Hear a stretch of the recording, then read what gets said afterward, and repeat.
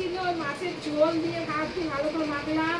তোমায় কিছু খাবার দিয়ে দিয়েছে? হ্যাঁ, চাই দিয়ে রেখে দিয়েছে। কি গন্ধ রে বাবা! আমি মাথা ঘুরে একটু সারাদিন চান করি। বেরোয়নি। আমি দরজা খুলে গেছি, বেরোয়নি। সবাই বেরিয়ে ছোট রয়েছে, মানে যে বেড়াতে পারে না, দরজা তো আটকানো রয়েছে।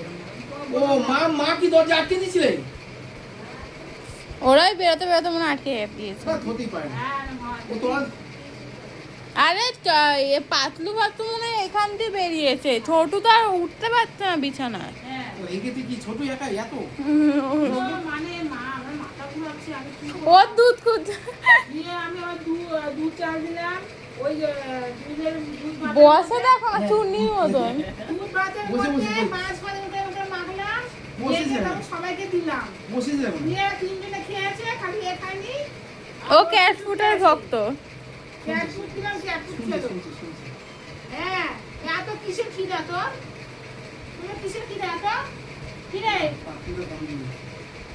পাতলো? এ মতো ছোট খিদে পেয়েছে?